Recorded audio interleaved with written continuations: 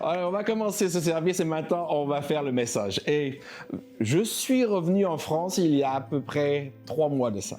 Et quand je suis arrivé en France, j'ai vu des chrétiens partout. Il y avait énormément de chrétiens, ça me faisait tellement plaisir. Mais par contre, le Saint-Esprit était nulle part à voir. Et je me suis vraiment posé la question, qu'est-ce qui se passe en France ?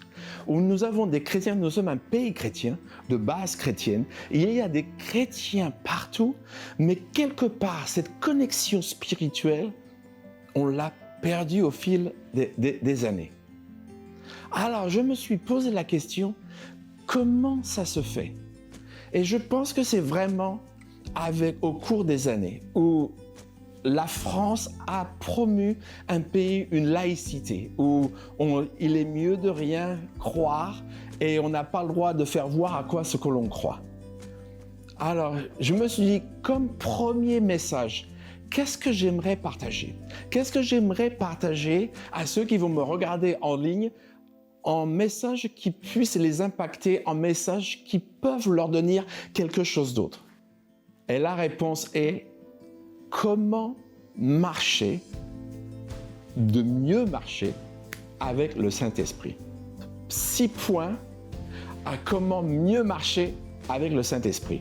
Et bien sûr, en tant qu'Église de prophète Jérôme Fernando, on n'apprend jamais des choses aux gens sans s'appuyer sur une écriture.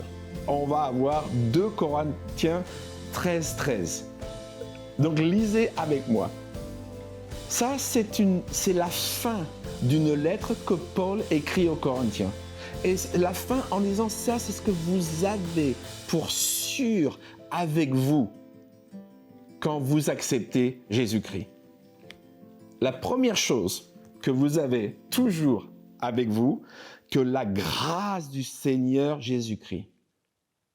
Vous aurez le moment où vous acceptez Jésus. Vous aurez toujours la grâce du Seigneur Jésus-Christ. La deuxième chose que vous avez, c'est l'amour de Dieu. Quoi que vous fassiez, quoi qu'il se passe dans votre vie, vous aurez toujours l'amour de Dieu avec vous. La troisième chose que vous allez toujours avoir avec vous, c'est la communication avec le Saint-Esprit. Waouh! Alléluia! Vous avez toujours la grâce du Seigneur Jésus-Christ, l'amour de Dieu et une communication constante avec le Saint-Esprit. Ce verset ne vous dit pas que vous pouvez simplement parler au Saint-Esprit ou simplement écouter le Saint-Esprit. Ce texte dit clairement que vous pouvez communiquer avec le Saint-Esprit. Alors maintenant, dites-moi, combien de vous écoutent ou puis écouter le Saint-Esprit? Donc là, ce que je vais vous dire, je vais vous donner 6 points qui vont vous aider à pouvoir parler au Saint-Esprit, mais aussi à pouvoir l'écouter, le Saint-Esprit. Un de mes pasteurs, il y a très longtemps, m'a dit une version ou une phrase qui m'a toujours beaucoup choqué. Il m'a demandé, est-ce que Dieu m'avait donné un Saint-Esprit handicapé? Ça m'a choqué sur le moment et je n'ai pas vraiment compris. Je lui ai dit, pourquoi mon Saint-Esprit serait handicapé? Et le pasteur m'a dit, ici c'est marqué qu'on peut communiquer avec le Saint-Esprit. Donc si tu ne l'entends pas, soit tu n'es pas assez spirituel, soit le Saint-Esprit est handicapé. Donc lequel que c'est? Le premier point que je veux que vous marquiez, c'est l'unité. Vous et le Saint-Esprit doivent être un. Ça ne doit pas être 2 personnes différentes, ça doit être un, ensemble. Vous devez travailler, vous devez réaliser que le Saint-Esprit, il n'est pas à côté de vous. Que le Saint-Esprit, il est en vous. J'avais eu une amie très chère et À chaque fois qu'on allait quelque part, elle réservait une place, elle réservait un siège.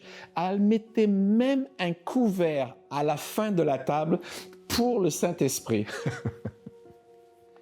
Le Saint-Esprit et vous n'est pas dans l'ambiance, n'est pas dans l'air, n'est pas à côté. Le Saint-Esprit est en vous. Le moment où vous recevez le Saint-Esprit, Jésus vous a envoyé le Saint-Esprit en vous. 17, 21. La deuxième chose, et qui est une chose très importante, c'est la participation.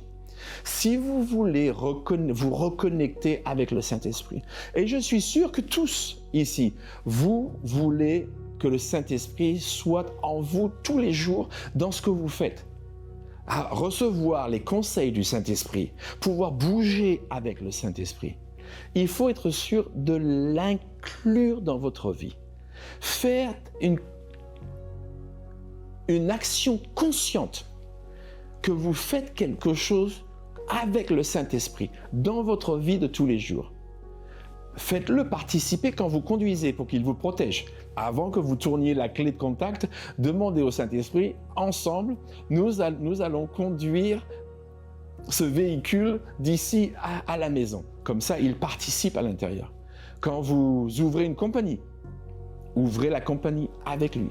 Et quand vous priez, priez avec le Saint-Esprit. Donc vous pouvez commencer vos prières comme ça, ô Dieu notre Père, au nom de Jésus-Christ, avec mon Saint-Esprit, je prie. Incluez-les dans tout ce que vous faites. Jésus a même dit, Dieu qui m'écoute toujours. Donc soyez sûr d'inclure le Saint-Esprit dans tout ce que vous faites. Donc le point numéro 1, c'est l'unité. Le point numéro 2, c'est la participation. Le point numéro 3, c'est le partenariat. Le partenariat avec le Saint-Esprit, c'est très, très, très, très important. Vous avez Jésus qui est aux cieux et vous qui êtes sur terre. Jésus, il est remonté, il n'est plus là avec vous. Le Saint-Esprit est là avec vous pour, à travers vous, faire des choses en son nom. Donc, dites-vous, qu'est-ce que vous allez faire au nom de Jésus-Christ avec le Saint-Esprit pour faire grandir le royaume de Dieu. Ça, c'est quelque chose que vous devez toujours aussi inclure dans votre vie si vous voulez améliorer votre relation avec le Saint-Esprit. Ça m'a pris des années pour comprendre que j'étais d'abord un esprit, que j'étais d'abord un être spirituel avant d'être un être physique. Et le jour où j'ai compris ça, ça a changé mes perspectives entières de comment je perçois le Saint-Esprit en moi. Il me guide tous les jours. Il me parle tous les jours. Et on verra si, après le service, il me parlera pour que je puisse révéler des choses sur vous. On verra. La communication avec le Saint-Esprit est tellement importante. Et quand on parle de communication, il faut que ça soit une communication. Il faut pouvoir lui parler et il faut pouvoir aussi l'écouter. La manière dont on communique avec le Saint-Esprit, c'est comme si on l'asseillait de force, qu'on lui parlait pendant nos prières et qu'on ne lui donnait pas l'occasion de répondre. Je ne sais pas si votre femme ou vos enfants ou votre mari, votre conjoint, 30 minutes par jour, vous l'assirez en lui parlant non-stop, sans qu'il puisse passer un mot, je ne sais pas si votre relation restera très longtemps. La communication est très importante. Ne l'écoutez pas simplement ou ne lui parlez pas simplement. Non, donnez, une fois que vous priez, donnez le Saint-Esprit l'occasion de vous répondre. Une fois que vous priez, restez en place, calme. Silencez votre esprit. Restez un peu zen, un peu cool. Et essayez d'entendre ce qu'il vous dit. Donnez du temps au Saint-Esprit de répondre à vos prières.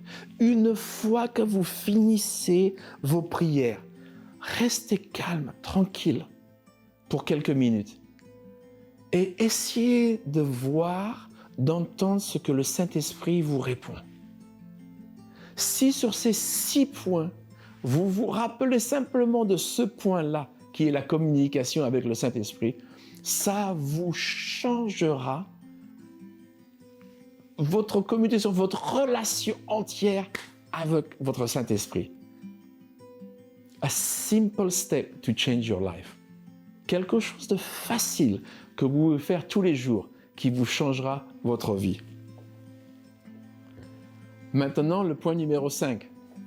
La communion avec le Saint-Esprit.